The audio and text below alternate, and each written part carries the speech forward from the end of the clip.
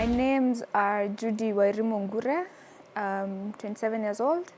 I currently founded a Women in Security initiative here in Kenya, known as Women of Security, an initiative that aims to empower women in terms of technical skills and making them feel comfortable working in STEM roles here in Kenya. And currently we have expanded to East Africa, so now we are in Tanzania, Uganda, Rwanda, and Ethiopia. When I joined the industry in 2016, my first role was at the UN, the United Environment Program. And when I joined the company, the department, I realized that there were 8 men and no woman in cybersecurity. So when I joined in, I was pushed into a role of managing projects for cybersecurity, which is not what I wanted.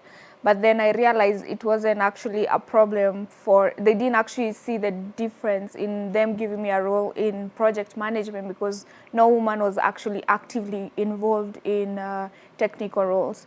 So I decided to go out there and see what they have, what other companies could actually, give me an opportunity to do cybersecurity technical role. And I realized actually the gap is everywhere. So I thought, as much as we are trying to widen the gap, the space for women in technology, cybersecurity is way underrepresented. When I joined, we were at a percentage of 11% out of 100 men working in cybersecurity on technical roles. And I thought, well, this is something that we really needed to be addressed. And, I thought, as someone who's been able to navigate and beat all odds, I need to help other women as well beat the same odds and also prepare them for their workspace, especially for technical roles in cybersecurity. Well, there are actually some major things that we've done with Women of Security. We actually are at a global level, and I think that's one of the biggest achievements we've done, being able to represent women across the world.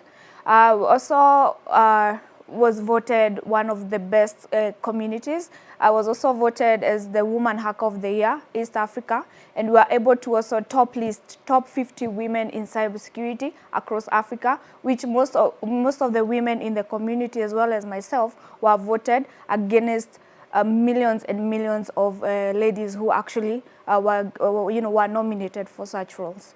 I would also say we've been able to move from a very small number to women feeling very comfortable embracing these roles. So work placement has gone higher, and we even have companies that come to us and they say, we are trying to recruit for a technical role in cybersecurity. Kindly give us 2 or 3 women who are really good. So the fact that they feel that comfortable coming to us and saying, we know you have these women, we know they are capable, is really a big achievement for Women of Security. So with COVID, there was a lot of things that moved to digital, like working from home. And with working from home, there is that data transmission, from office information, you're accessing it from your home. So now with WOSEC, Women of Security, what we decided to do is teach guys on how to make sure the organization, data, and communication is safe. So that was a whole 360 change on what we usually do, because what we teach is everyday cybersecurity things to do with web assets, what. But now these ones, we were more focused on people and working from home. So we tended to change the focus to, data security, what you need to do for your home Wi-Fi so that you are not exposed to hackers, and how to actually protect your organization data and your organization as well in regards to access emails or sharing information, or even the problem that happened with Zoom. I know you guys remember when the COVID started, there's so much traffic on Zoom. They even got hacked because they were not expecting so many people to get engaged.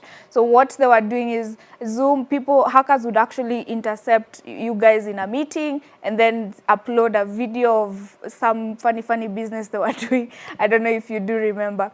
So now for us at WOSEC, we gave you alternative to Zooms, or how to actually make sure something like this doesn't happen to your organization while you're conducting meetings with clients. At the moment, we are an NGO, so we are non-profit, but our main goal at the end of the day is to make sure that we are at least doing a 50-50 split of women working in the cybersecurity space against men working in the same field. So we want to be able to sit with in board meetings and discuss cybersecurity. We want to be on C-suite levels in regards to information security. We want to be recognized for going grassroots level and talking to women about, because when the first time we went to grassroots level to talk to women about engaging technology, for them they're like, this is a man's job, we've seen men do this thing, so well, what are you coming here to tell us? So that was actually something very different, and we realized that there's so much capacity we need to build from this level. And now it's actually a bit different now, because now someone will be like, I want to get into technology, I just completed my high school, please advise on how I can get into a role into technology. So those are things we want to be able to achieve in a milestone. We are building milestones to make sure that we're engaging as many girls and women to join the cyberspace and stick there and make sure they grow as technological savvy. They can actually compete and sit with other men and say, I can do this like you, or I can do this better than you. Actually, the first time I heard about Zuri was through Diana. Diana was one of winners last year. She has a STEM program, and I actually mentored Diana from when she joined the industry, and it was very interesting to see her grow as a person and what actually her impact was to the number of other women who could see what she was doing. So that same effect is what I want to see it continue. So if I do win, and I hope I do, it will be an inspiration as well to women who are in STEM, because we have different fields that are being recognized, and cybersecurity has been put at the backbench. We'll think about that later. It's an afterthought. So women want to be at the forefront of something. They want to be with a field that is going somewhere. So being recognized as Zuri will actually show other women that this is a field that makes sense. It's a field that women are getting into. It's a field that women are getting awarded for. If it's something you should pay attention to. Well, the tech space overall is a very challenging space for women because it's overly overwhelmed with men. And then then there is different areas of tech that are even worse than other areas of technology.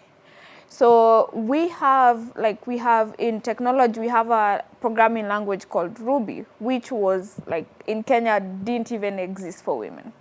So there were men doing this, and it's very aligned with specific areas. So then there was a Women in Ruby program that came to Kenya. And then it became a bit overwhelmed because there were women doing this, but no one was actually saying it out loud, because they just, either they were scared. I find that they are scared, or they feel, am I the only woman who's going to be on the forefront saying, I'm doing this, and then there are 20 men opposing me and saying, okay, so you as a woman, why are you doing this? Go back to project management or go back to marketing, So cybersecurity itself became, even more challenging, way more challenging, to a point where you'd go to an organization and they're doing interviews, and either you're the only lady there sitting, and when you get into an interview room, they are very confused on what to ask you, because they just assume this one doesn't have any technical skills. It's even up to today, it's still the same challenge.